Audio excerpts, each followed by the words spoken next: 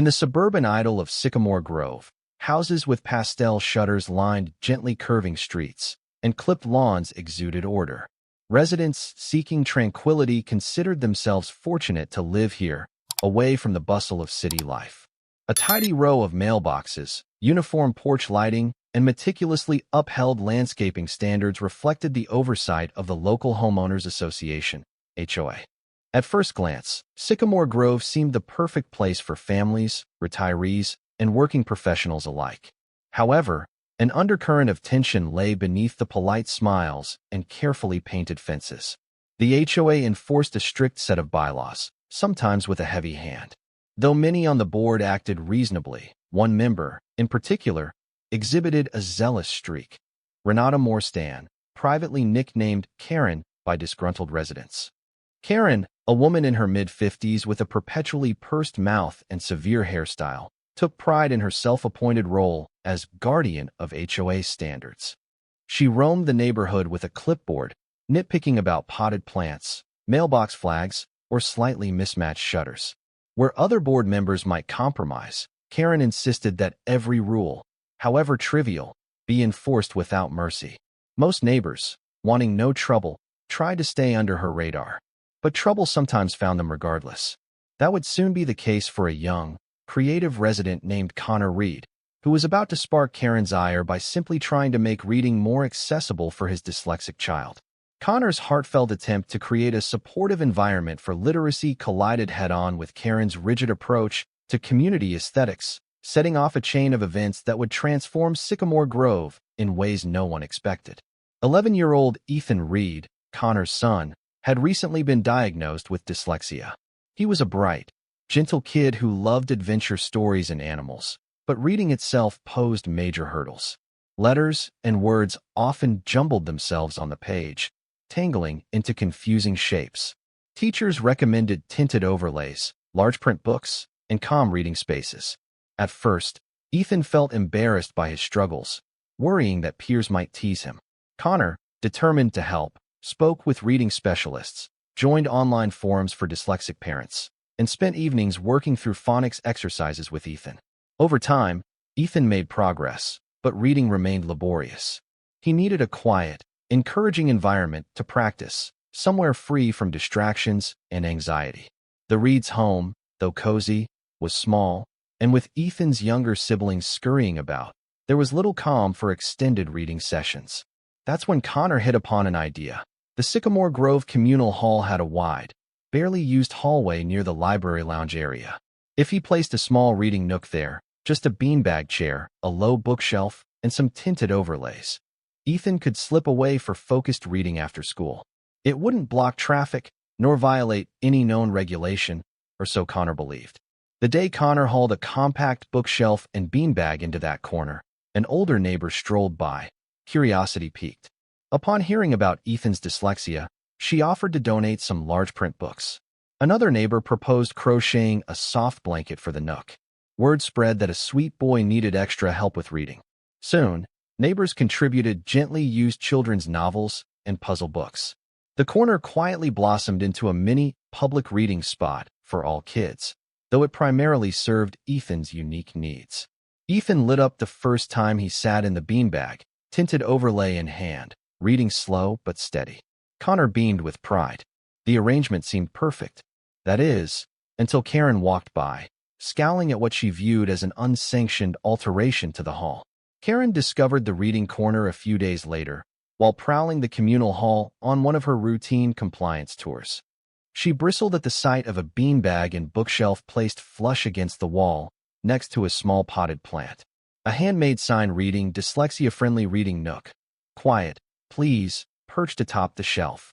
To Karen, this looked like a violation waiting to happen. She whipped out her clipboard, scribbling notes about unauthorized furniture in common spaces, potential hazard in an egress corridor, and unapproved signage. The fact that it was for a child with a learning disability didn't soften her stance. In Karen's worldview, rules must never bend for individuals. Moments later, she confronted Connor, who'd stepped into the hall carrying a couple of new books for Ethan. "What is this?" she demanded, jabbing a finger at the beanbag. "We can't have personal furniture cluttering a shared hallway." Connor, taken aback by her sharp tone, replied gently, "My son Ethan has dyslexia. This reading corner helps him. It doesn't block the walkway. It's neatly against the wall. Neighbors are supportive. No one's complained." Karen's eyes narrowed. It's not about complaints. It's about following guidelines. Any addition to common spaces must be pre-approved by the HOA. This so-called reading nook was never put to a vote. "I see no official paperwork." Connor tried to keep calm. "I didn't realize a small corner for reading needed a formal vote. It's just a helpful area for kids who struggle with reading." Karen sniffed. "Personal items in communal areas are disallowed without board consent. Furthermore, I see a large beanbag that could be a fire hazard. If an emergency arises, people might trip over it. This is simply not permissible." She informed Connor she'd raise the issue at the next board meeting. If the board found it in violation, it had to be removed immediately. Connor's face fell. He explained how crucial the nook was for Ethan's progress, but Karen seemed unmoved. She turned on her heel, leaving Connor with a sinking feeling. Perhaps he'd misjudged how quickly goodwill could be overshadowed by inflexible rules. News of Karen's opposition spread quickly among the sympathetic neighbors who'd been contributing books. Many felt outraged that the HOA would even consider dismantling a reading corner benefiting a child with special needs. A few approached Connor, offering to speak in favor of the nook at the upcoming HOA meeting. Some joked about bringing baked goods to bribe the board, but in truth, they wanted to show sincere community backing. Ethan sensed the tension. He overheard whispered conversations about the reading nook issue. Worried, he asked Connor if they'd have to remove his special corner. Connor reassured him they'd try every avenue to keep it. Meanwhile, the father emailed the HOA board, politely explaining Ethan's dyslexia, how the nook helped him focus, and how multiple neighbors enjoyed the mini library of child-friendly books. Ron Ross, the HOA president, responded diplomatically. The board would discuss it. He personally saw no big problem with the nook, provided it didn't impede safety codes. But he cautioned that Karen was adamant about abiding by common area usage rules. Nothing was guaranteed. Undeterred, Connor gathered statements from parents whose kids found the corner inviting. Even some grandparents penned notes praising the community spirit it fostered. The day of the board meeting loomed, brimming with tension. In the meantime, the reading nook remained intact, though Ethan worried each time he nestled into the beanbag, fearful it could be the last day he used it. A crisp Tuesday evening brought the HOA board meeting to Sycamore Grove's modest clubhouse. Seats filled with curious neighbors, among them families, older retirees, and a cluster of people who'd grown fond of Ethan's reading corner. At the front sat the board, President Ron Ross, Treasurer Linda O'Malley, Secretary Everett Huang, two other members, and, of course, Karen. After routine agenda items, finances, landscaping updates, a minor discussion about paint colors, the board arrived at new business. Karen cleared her throat, reading from her clipboard. "We have a violation to address. Unauthorized placement of personal furniture in the communal hallway by one Connor Reed. This includes a beanbag and bookshelf, which create potential hazards." Connor, heart pounding, stood to present his case. He described Ethan's dyslexia, the tinted overlays, the helpful environment. He held up a letter from neighbors praising the nook as a positive addition. Some in the audience clapped quietly. Karen retorted, flipping through documents. "Rules are rules. The hallway isn't a private storage area. If we allow a reading corner, what's next? People might put exercise bikes or lounge chairs in every corridor. And the sign on the shelf is also an unapproved posting. We must maintain uniformity." A father in the crowd, Marcus, spoke up. "That reading corner's not hurting anyone. My daughter uses it sometimes after school. She doesn't have dyslexia, but she loves to read quietly. It's a boon to all kids." Another neighbor, an elderly woman named Priscilla, added that she occasionally left large print books for seniors on that shelf. "It's become an informal library exchange. We all love it." Ron Ross, looking conflicted, asked about safety. "Karen, have we had any official complaint about blocked egress or real hazards?" Karen sighed dramatically. "Not yet, but it only takes one emergency. The hallway must remain clear. I also suspect an electrical outlet behind that shelf, which could be a code violation if the shelf is too close." Linda O'Malley gently suggested compromise. "Perhaps we could reposition the nook slightly or ensure it meets fire codes." Are we certain it must be removed entirely? Karen gave a stern look, insisting on total removal. The board deliberated. Ultimately, with Karen pushing relentlessly, they voted 3-2 in favor of demanding the Nook be dismantled. Ron and Linda were outvoted by Karen, Everett, and a third ally. The final verdict: the reading corner had to go within a week. A hush fell. Connor's face paled, Ethan's hopes shattered. Parents in the audience muttered dismay. Karen kept her expression neutral, though inwardly she exulted. She had forced compliance. The meeting adjourned, leaving families outraged and uncertain how to proceed. The board's written notice arrived the next day, requiring that all furniture and signs in the hallway be removed by Friday, or the HOA would discard them as abandoned property. Connor felt heartsick as he read the letter.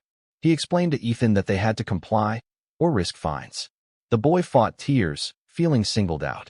Neighbors rallied in support, but official rules were official rules. Some tried persuading the board with last-minute pleas, but Karen refused to budge.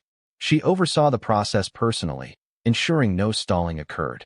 On Thursday evening, Connor reluctantly cleared out the beanbag and shelf, while Dolly, a neighbor, helped box up the donated books. Ethan watched from the side, biting his lip to keep from crying. They carried everything back to the Reeds' cramped living room, setting it up in a corner. But it wasn't the same. The sense of communal involvement was lost, replaced by frustration. That night, Karen strolled past, verifying the hallway was pristine again. She wore a faintly smug expression. In her mind, she'd saved Sycamore Grove from random clutter. She gave no thought to the child whose reading efforts she'd derailed. Rules must be followed, she told herself, pushing aside any twinge of conscience. In the aftermath, neighbors consoled Connor and Ethan, discussing alternative ways to support reading. One grandmother, Ruth Delgado, mentioned how some towns had bookmobiles or traveling literacy vans that visited neighborhoods. Wouldn't it be great if we had something like that, so we didn't rely on a stationary spot in the hall, she mused, half joking. The concept intrigued Connor. A mobile literacy setup, like a small van or bus carrying dyslexia-friendly books, tinted overlays, and comfortable seating, could stop at each corner of Sycamore Grove, letting kids step aboard and read. That way, no single stationary spot would violate the HOA's hallway rules. They could roam the neighborhood, reaching kids who might not otherwise visit a library. He shared the idea with others, who grew excited. The local library, which was a short drive away, might be interested in partnering. After all, librarians had previously expressed a willingness to do outreach. Maybe the library had a retired vehicle or a small budget for community literacy projects. Connor and a few supportive neighbors decided to contact Clayton Lutz, the library's director. They pitched the concept of a mobile literacy van. By highlighting Ethan's story, plus the strong community desire for reading resources, they hoped the library might supply books, guidance, or even staff for a rotating schedule. The synergy felt promising. Sure enough, Lutz was intrigued. He lamented that many children seldom visited the library. A roving van could help. However, the library had limited resources. They'd need local sponsorship or fundraising to acquire a suitable vehicle, stock it with books, and hire staff. Undeterred, the neighbors pledged to help. Their efforts kicked into gear. Connor built a small volunteer committee. They brainstormed ways to gather funds, donation drives, local business sponsorships, possible grants for literacy programs. Momentum grew. Freed from the shackles of HOA hall space, they could dream bigger. Ironically, Karen's sabotage was sparking a far more ambitious literacy project. The newly formed Sycamore Literacy Van Committee spread the word online and around town. They posted flyers detailing how the project aimed to help kids with dyslexia and learning challenges, plus promote a general love of reading. Within weeks, small donations trickled in from residents. $5 here, $20 there. A local bookstore offered a discount on children's books. A printing shop volunteered to make banners for free. Clayton Lutz from the library discovered a possible grant for community literacy outreach.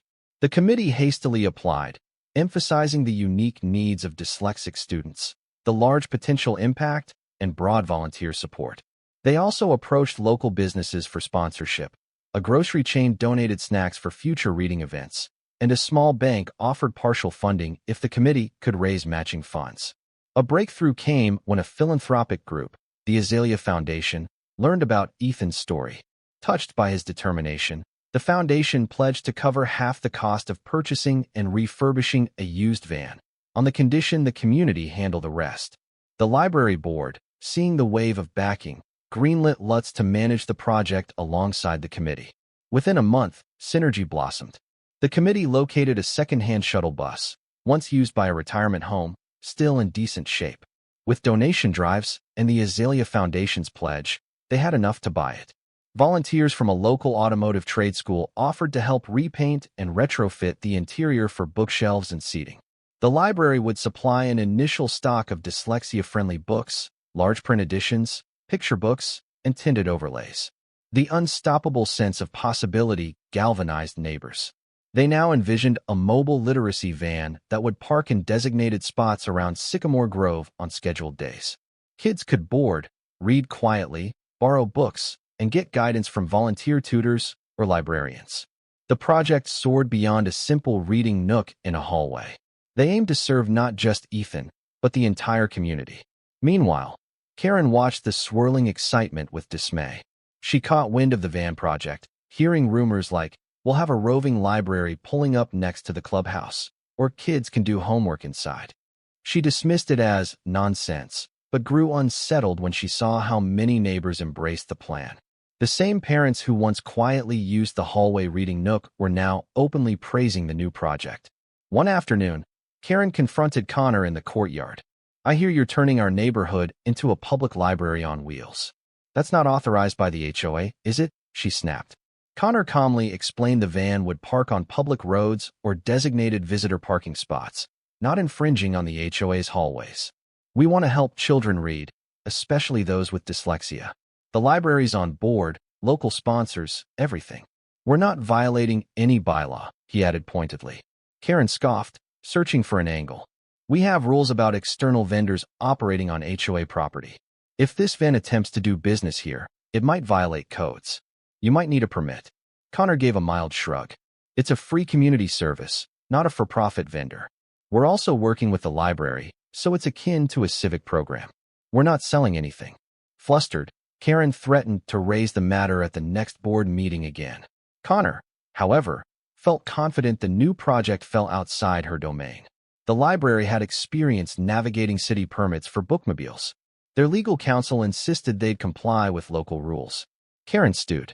She realized the literacy van had robust backing from the library, the philanthropic foundation, and many residents. She feared that any attempt to block it would paint her as an opponent of children's education. The more she scowled at the van idea, the more the community rallied in favor. Karen's sabotage had ironically catapulted a small reading corner into an unstoppable literacy movement. Weeks turned into months as the used shuttle bus underwent a transformation. Volunteer mechanics from the trade school replaced worn tires, tuned the engine, and tested safety features. A small design team planned the interior layout, shelves along both walls for books, a low central bench for reading, LED lighting that could be dimmed, plus a built-in rack for tinted overlays and magnifiers. Connor and library staff supervised the final touches. They installed a mini desk near the door where a volunteer or librarian could check out books. The van's exterior, previously bland beige, was repainted in cheerful colors, featuring swirling images of books, letters, and a smiling cartoon child reading.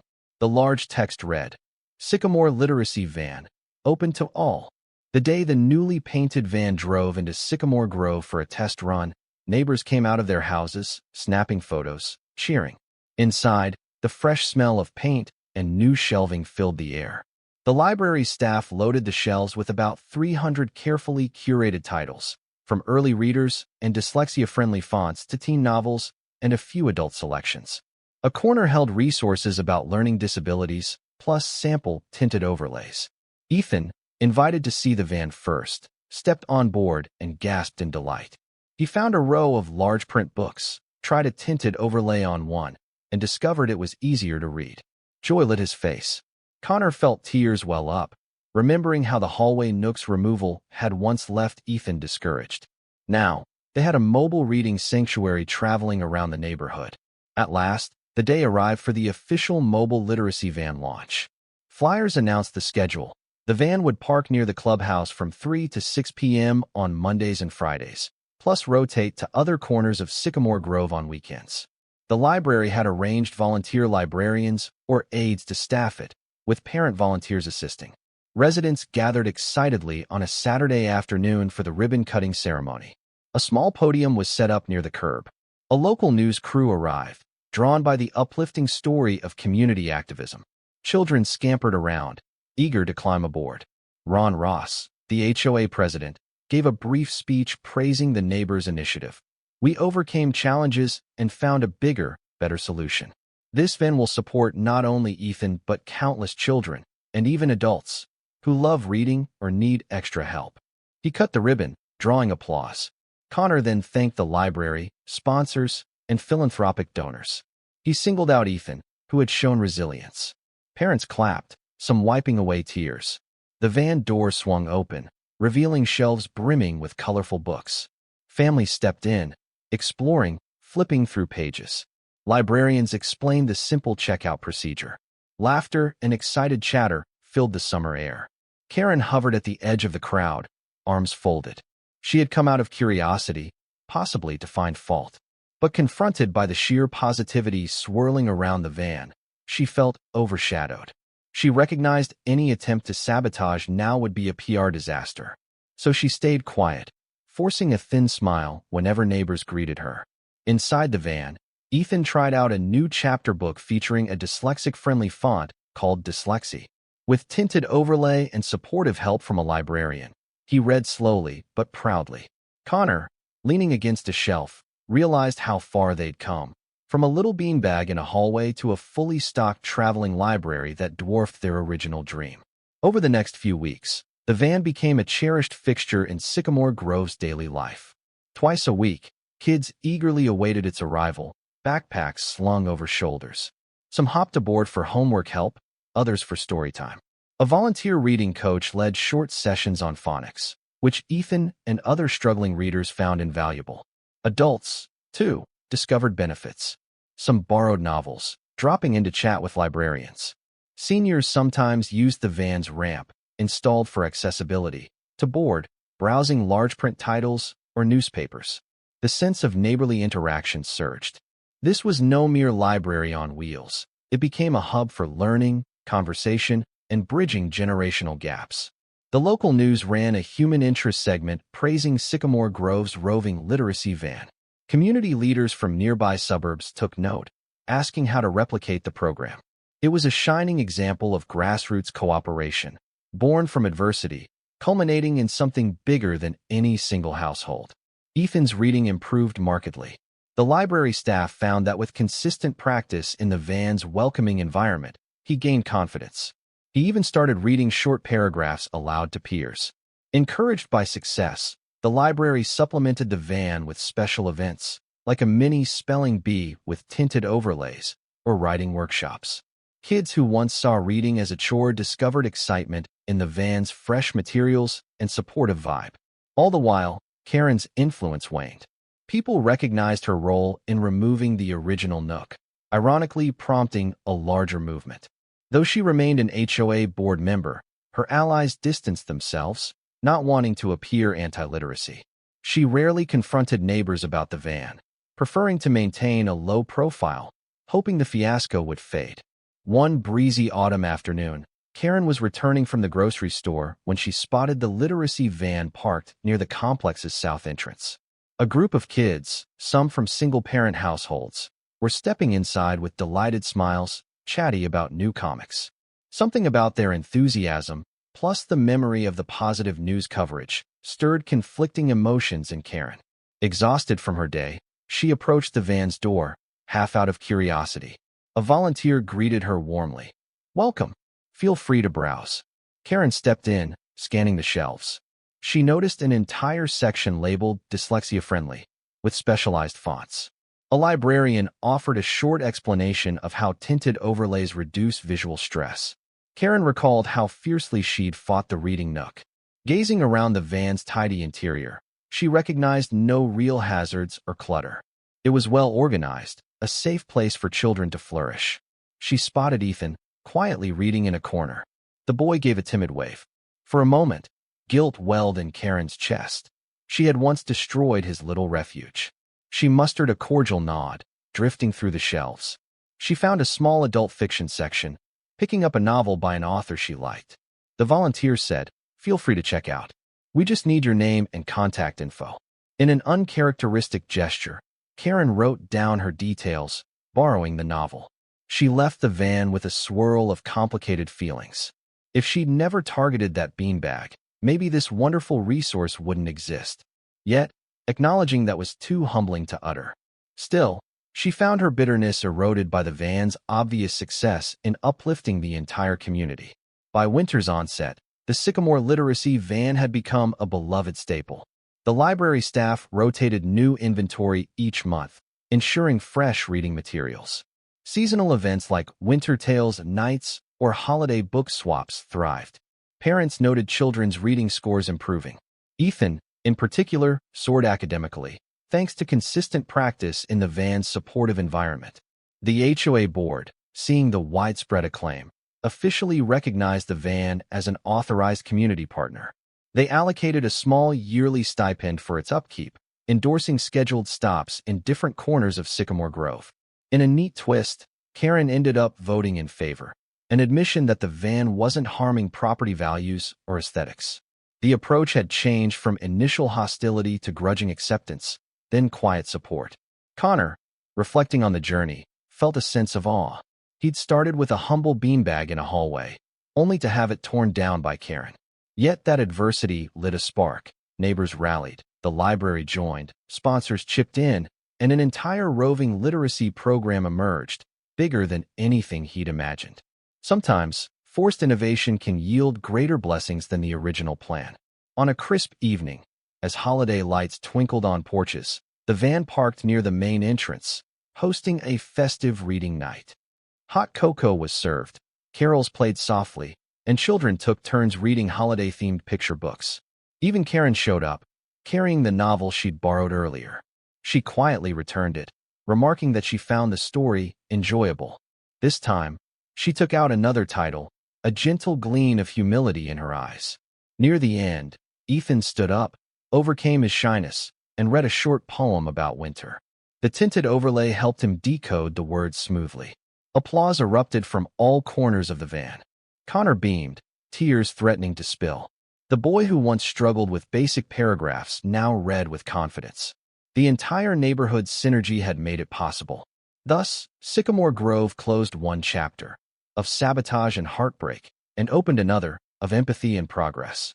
The HOA Karen, who had toppled a dyslexic child's reading corner, inadvertently sparked the creation of a mobile literacy van that served many more families than a single hallway nook ever could.